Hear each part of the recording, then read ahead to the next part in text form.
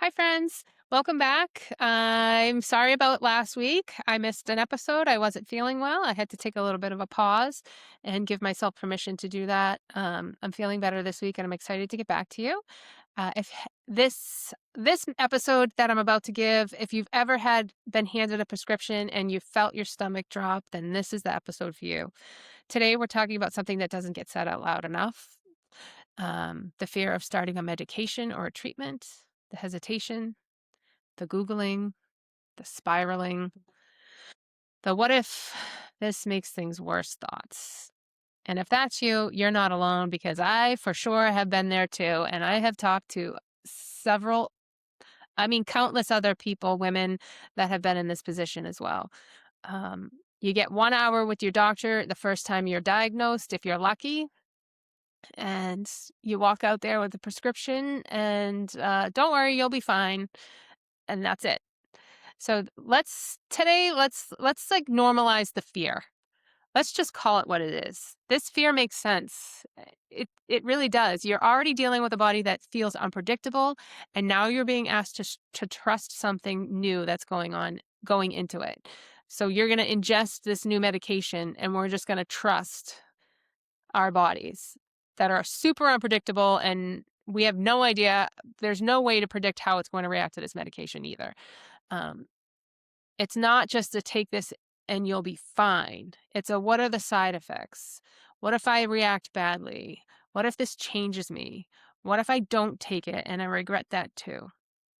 It's a lose lose feeling sometimes. And let's be real, it's exhausting. It really is. Um, I can remember the first time, this is probably like the seventh or eighth medication that I was prescribed.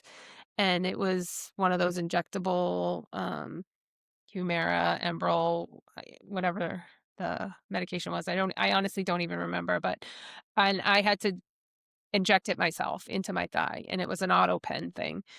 They told me it was going to be a syringe, but so I was prepared for actually having to draw it and do it myself as I had seen. But this was like 10, 15 years ago, and I had never seen one of these like push button things. I did not know what to expect. My doctor office didn't go through it with me.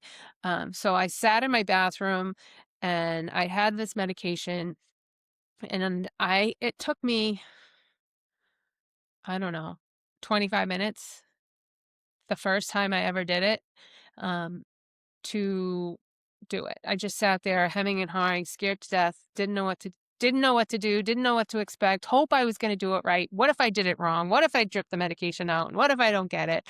All of these what ifs. And actually, it was very painful. I wasn't expecting the pain to be there. So then every time going forward for the months that I was on it, it took me about an hour and a half to catch up the nerve to actually inject it to myself because I was scared. Um, and that fear comes in a lot of it into place because we ultimately what we're afraid of is the loss of control. When our health is already shaking, giving control to a medication can feel terrifying. And I don't know about you, but I like to control things. As a mother, I'm, I wouldn't say I'm super controlling, but I like things to go the way that I want things to go. And there were not going the way, my body was not happy with me. Um, it was super unpredictable, and I'm being asked to trust everything, and it was difficult.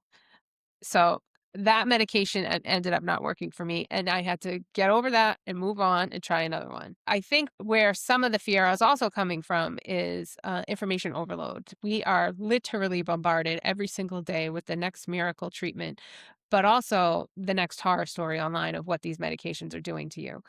And I have a really strong opinion on mindset of changing medications and what to think about. We're going to get into that a little bit later when you are taking them, because I think your mindset, you know, is huge here. What you think about, you bring about. Is that how they say it? Yeah, what you think about, you bring about. And constantly being stuck in this fear based decision making model is just bringing more negativity.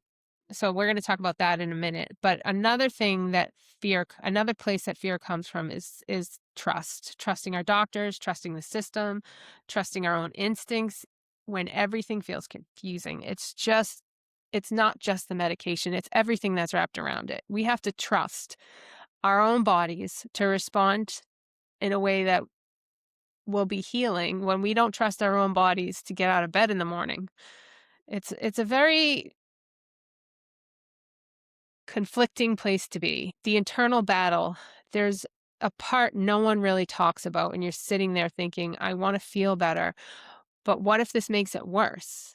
And are you going back and forth sometimes for weeks and sometimes for months about this? Sometimes you don't take the medication because you want to feel better, but you're afraid it's going to make you feel worse. And then there's also the guilt that's involved, the guilt for delaying the treatment, the guilt for questioning your doctor, the guilt for even being in this position at all.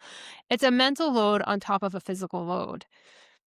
And I don't know about you, but I don't ever remember in the 16 years that I've been dealing with these issues. Has a doctor ever asked me how I'm doing mentally?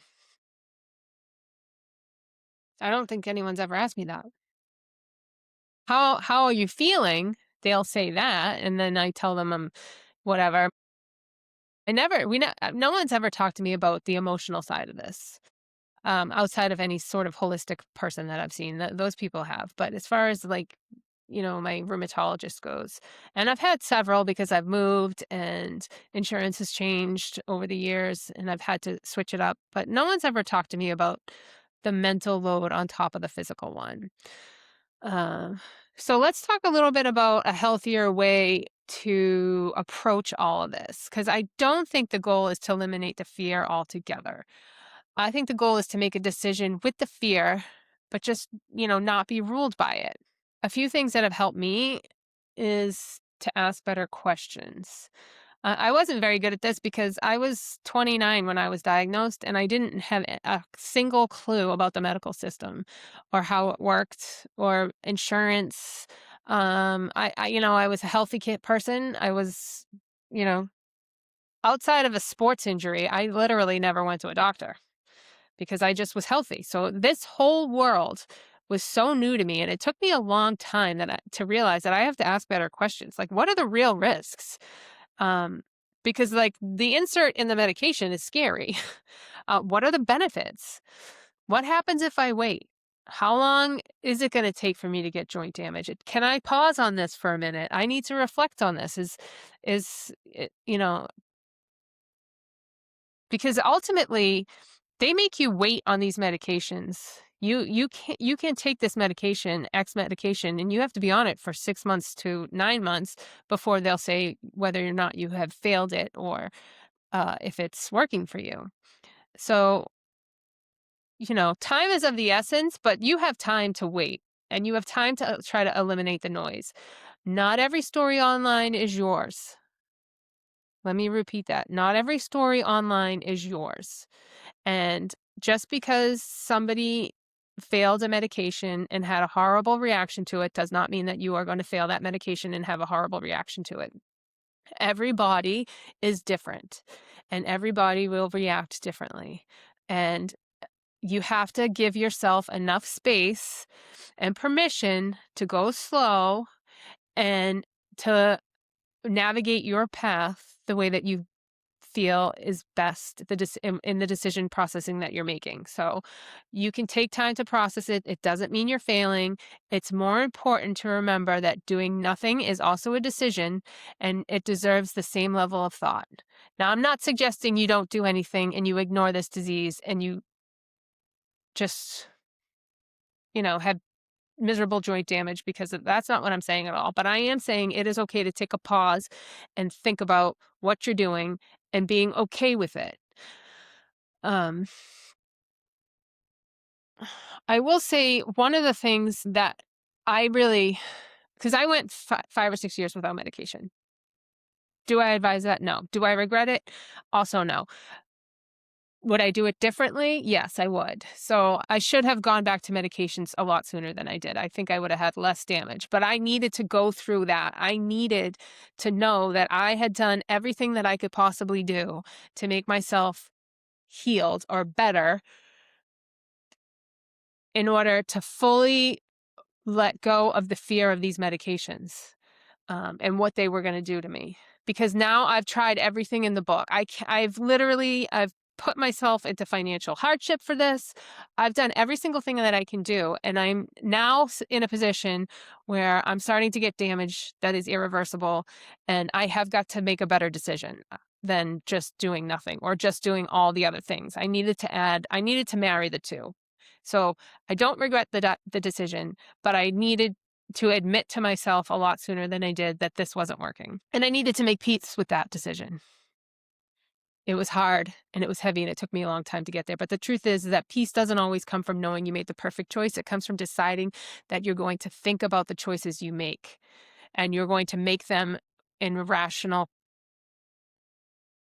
most beneficial way for you. That's the part that we can control. We can control the way we think about the decisions that we're making. We can decide about a medication or a treatment. When we decide to take a medication, your brain is automatically going to look for the danger. It's trying to protect you. It's what we do. That's why a lot of people live in fear, because they're fearful, because their brain is telling them danger, danger, danger. And I get it.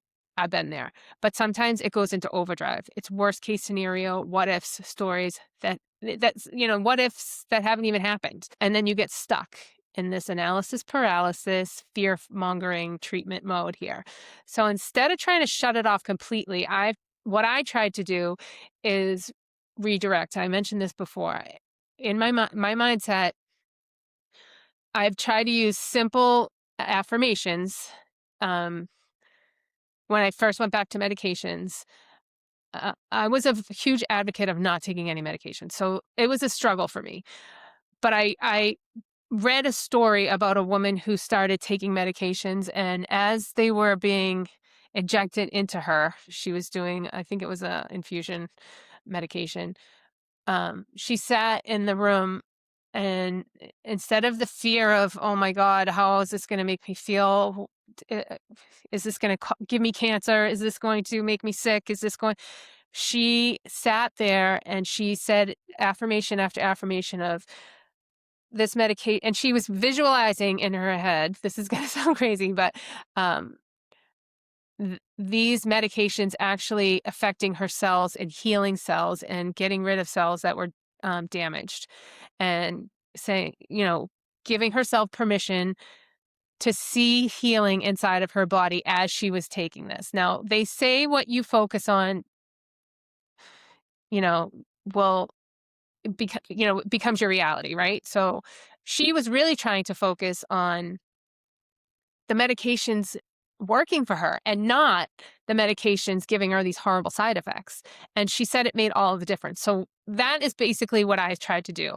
I would give myself affirmations of, this medication is eliminating all of the inflammation in my body. It's reducing my pain threshold. It's reducing my inflammation markers. And I was doing this over and over and over again in my head.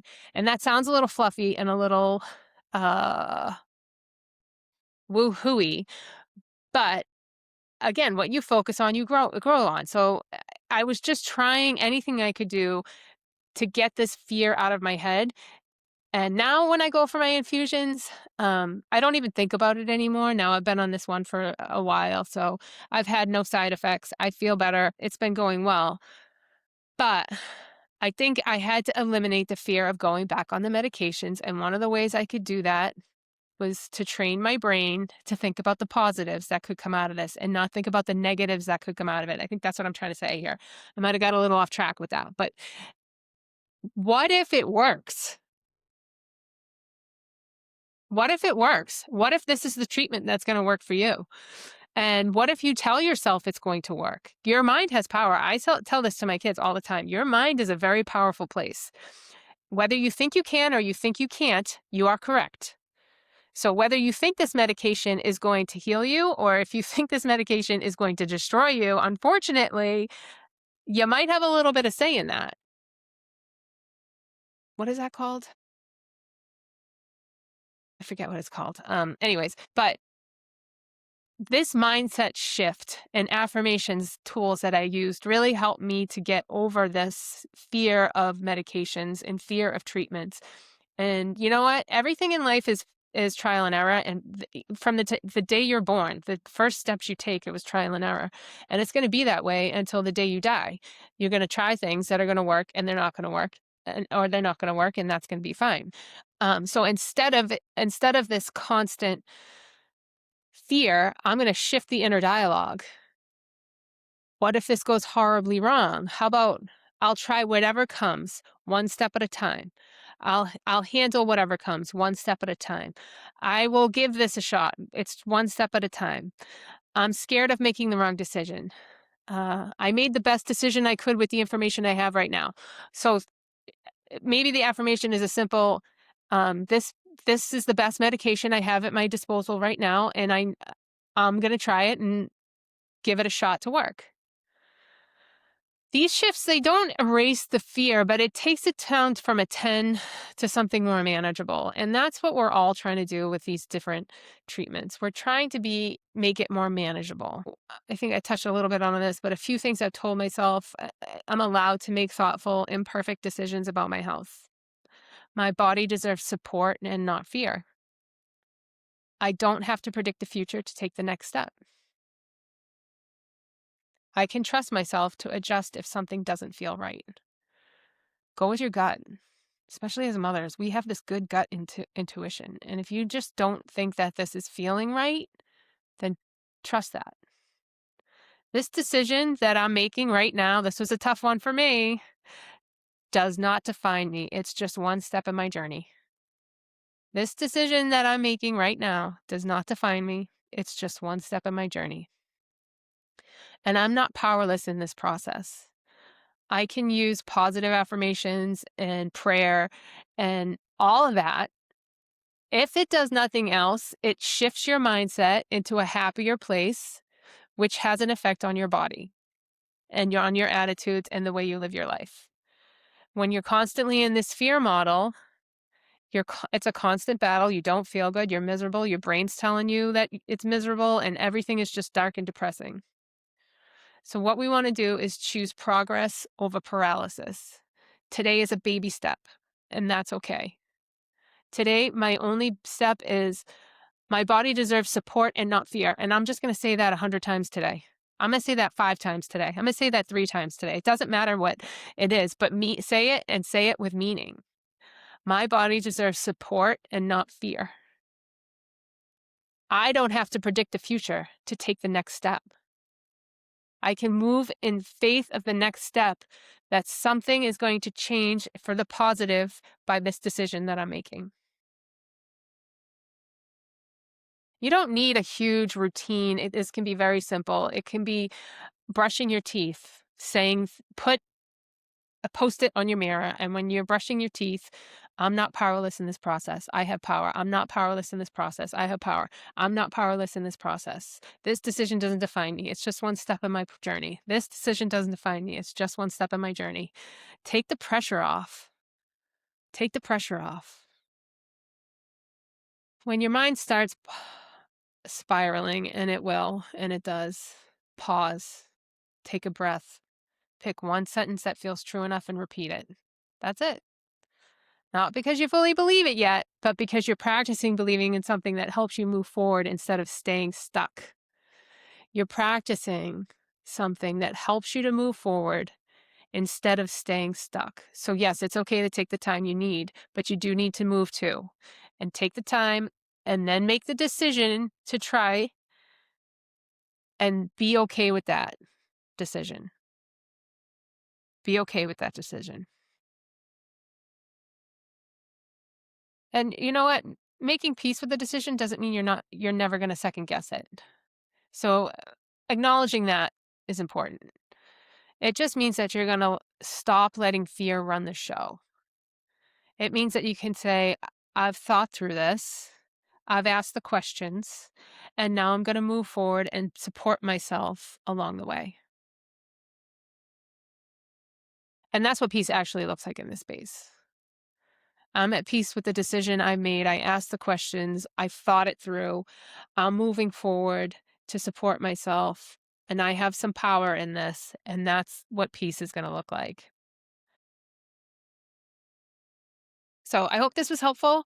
And If you have any thoughts or anything you'd like to add, please leave a comment, like, share this quick little 20-minute episode I've got going on today. And I appreciate your time and I'd love to hear from you. If you want to share your story or if you have anything to add, please let me know. I'd love to hear from you. Have a great day.